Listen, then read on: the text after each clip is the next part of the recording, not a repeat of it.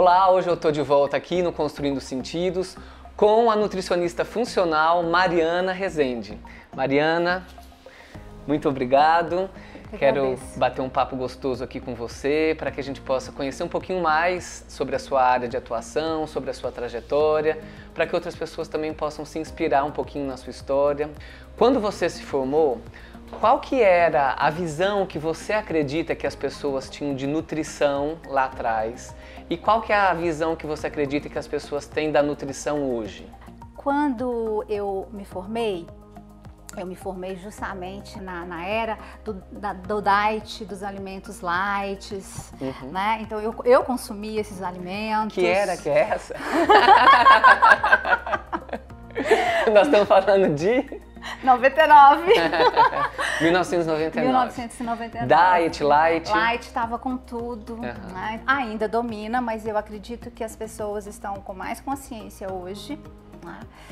E o que acontecia é que as pessoas eram muito voltadas para emagrecimento, nutricionista para emagrecimento. Tinham os nutricionistas que trabalhavam em hospitais, que teriam mais uma terapia nutricional, que eu cheguei a trabalhar também, tive essa experiência. E hoje o acesso à nutrição, a informação sobre a nutrição está muito grande, né? Então hoje as pessoas têm muitas informações que podem estar gerando muitas dúvidas também, porque as informações vêm de todas as formas. Isso. Né?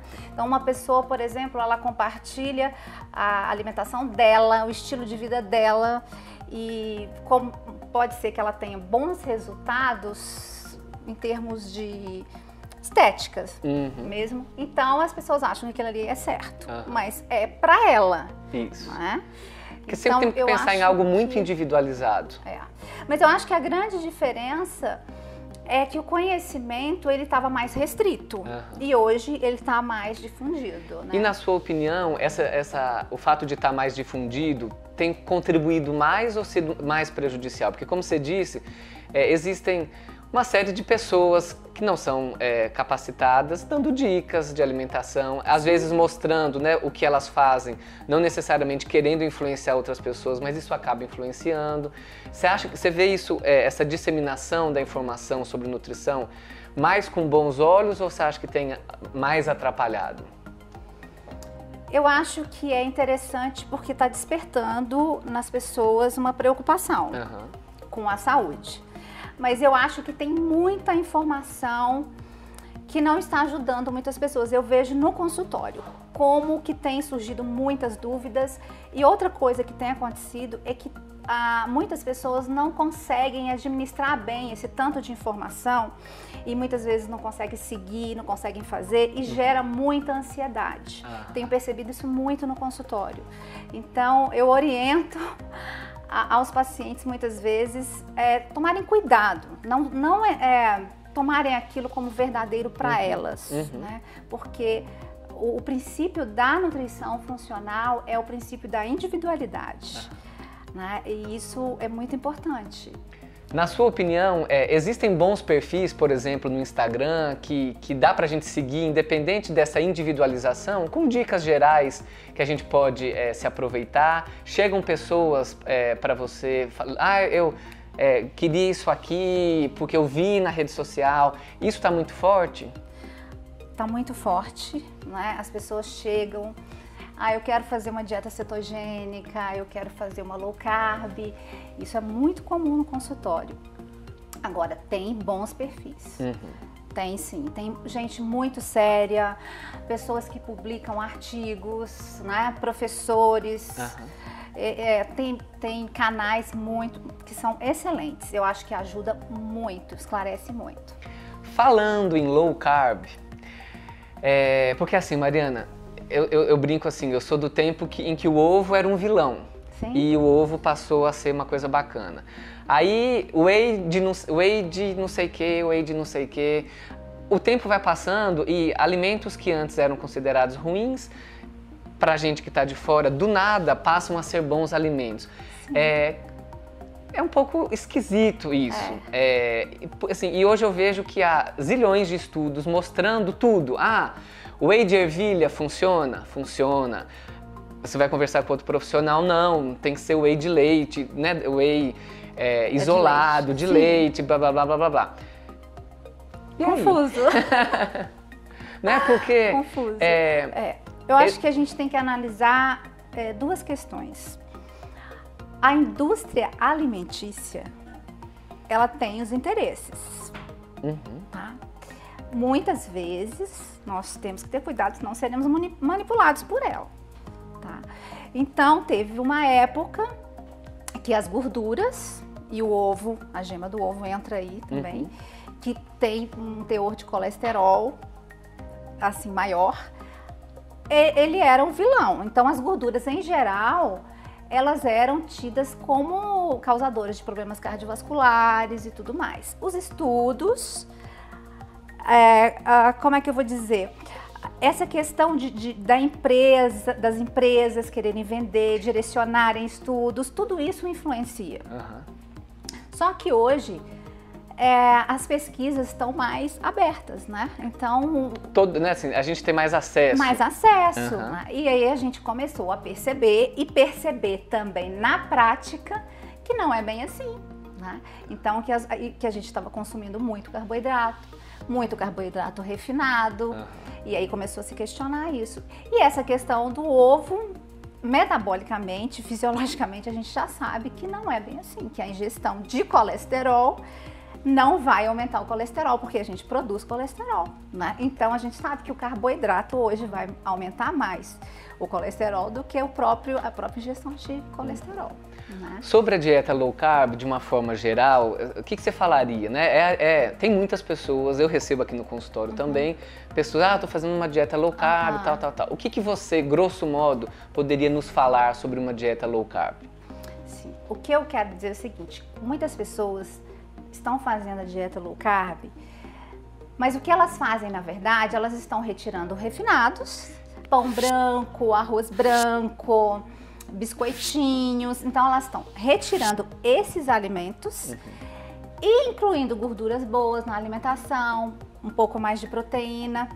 Isso não quer dizer que é low carb. A dieta low carb, ela tem uma quantidade de carboidrato, que é geralmente 35% do valor total de calorias, tá?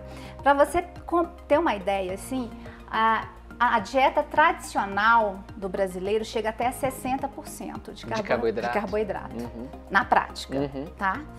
E as recomendações, assim, antigas era 50% de carboidrato. Então, a low carb, ela tem 25%, 35% de carboidrato. Isso é low carb, tá? Agora, na prática, as pessoas, o que elas fazem é isso. Elas trocam carboidratos. Nesse sentido, eu acho interessante, tá? Agora, a indicação de dieta low carb, aí eu acho que tem que ser individualizada. E aí tem que ser calculada também, né? Pra você saber se você tá fazendo low carb mesmo. E o glúten? Né? Porque assim, a gente vê muitas orientações na internet também sobre restrição de glúten, como se o glúten fosse um super problema. Hipersensibilidade significa? Eu vou explicar. Uma coisa é porque as pessoas acham que retirar glúten é fazer dieta da moda. Não é isso, tá? O profissional, ele sabe se a pessoa pode ou não ingerir o glúten, pelo menos deveria, né? Então eu trabalho identificando as hipersensibilidades alimentares. Né? Hipersensibilidade alimentar é uma resposta do nosso sistema imune a um alimento, que não chega a ser uma alergia, mas você tem vários sintomas relacionados à ingestão daquele alimento. Eu vou explicar a questão do glúten. O que acontece com o glúten? O glúten é uma proteína grande, de difícil digestão, tá? Então, quando nós consumimos o glúten, se nós não digerimos adequadamente essa proteína, ela vai nos causar vários problemas, porque o sistema imune não vai entender que aquilo ali é um alimento e vai responder. E aí você pode me perguntar, tá, mas o que pode acontecer? Cada pessoa pode acontecer uma coisa, né? E vai se formar imunocomplexos, que a gente chama, que é o sistema imune respondendo ao glúten, tá?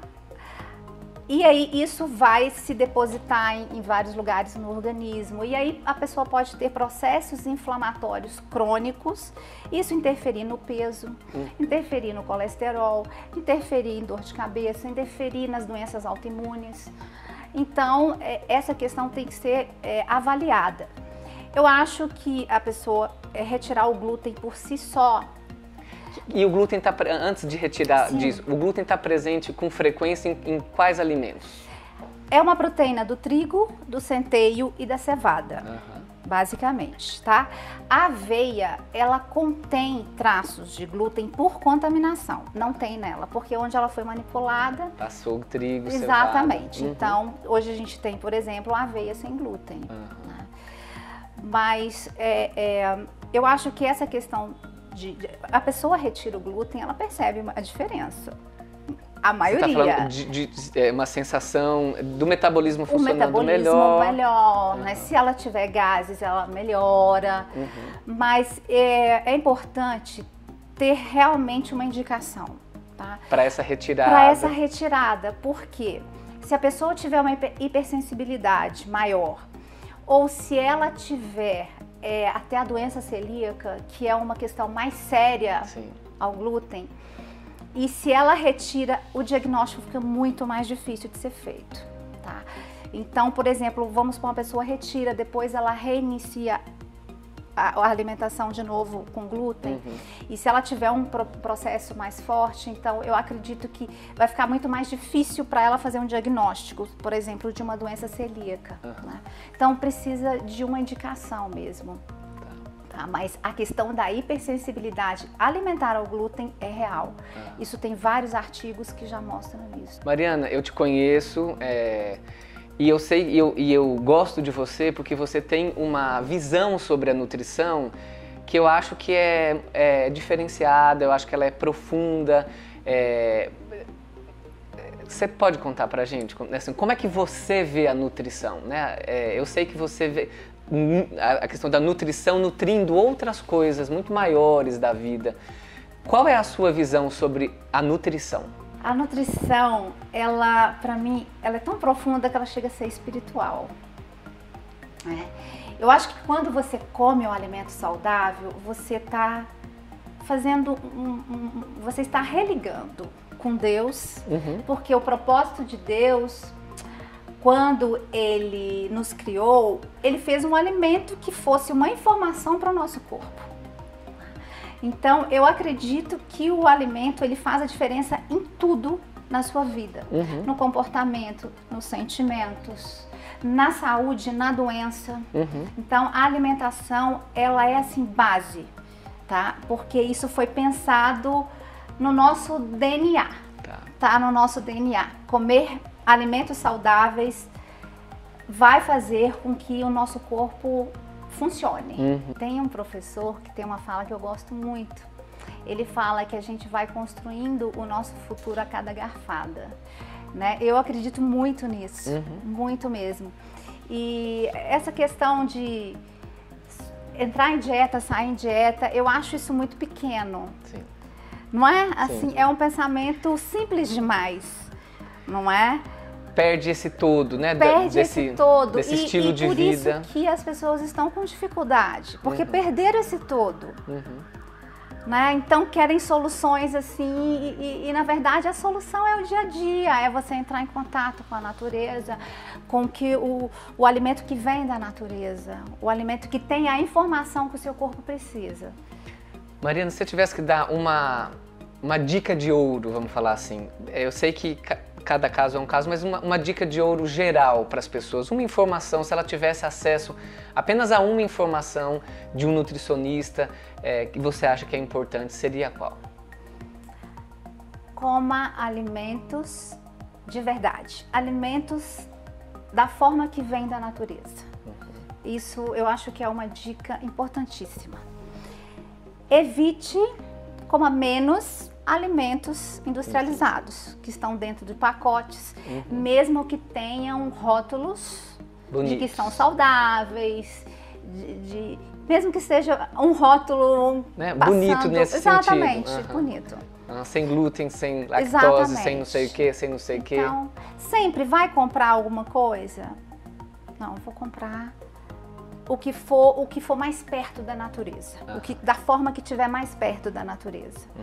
Eu acho que isso facilita bastante e tira as neuras de dieta.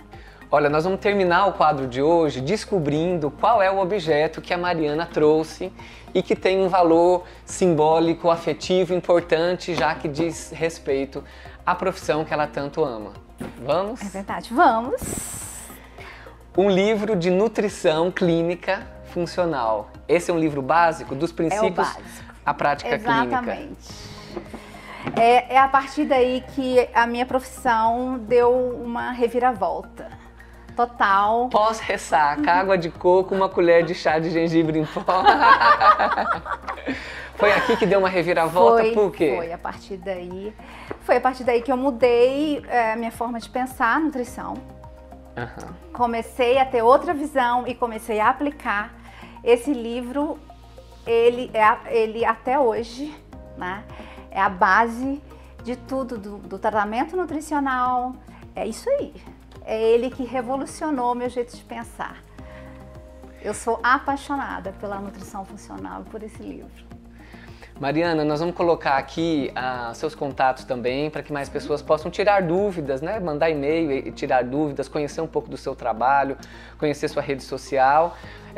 Eu fiz questão de te chamar porque você sabe que eu tenho um carinho enorme por você e eu vejo o quanto essa questão do alimento como um alimento maior é forte para você. Isso é uma crença muito grande e muito bem fundamentada também. E essa paixão pelo que você faz sempre me inspirou e eu adoro estar cercado de profissionais que fazem o que fazem com tanto amor, e você é uma delas, e por isso que você está aqui conversando com a gente, certamente passando informação relevante, contribuindo para que as pessoas possam encontrar um caminho que faça sentido como você encontrou o seu. Muito obrigada, agradeço demais. Tenho muita admiração por você também. Muito gostoso trabalho. Você estar aqui, muito obrigado mesmo. Eu que agradeço. Bom, você já sabe, mas não custa relembrar. Se você gostou desse vídeo, pode compartilhar com seus amigos. Não se esqueça de ativar as notificações para que você fique por dentro dos próximos episódios. E se você ainda não assinou o meu canal, não deixe de fazê-lo também. A gente se vê muito em breve e até um próximo episódio. Tchau! Na entrevista de hoje a gente falou sobre alimento e eu vim aqui te perguntar do que você tem se alimentado no sentido figurado da palavra. A gente sabe que uma trajetória bem-sucedida envolve nos alimentarmos de conhecimento, de boas práticas, nos envolvermos com pessoas com boa energia, enfim, tem uma série de alimentos que a gente pode fazer uso para que a gente vá construindo essa trajetória que faça sentido pra gente. Do que você tem se alimentado?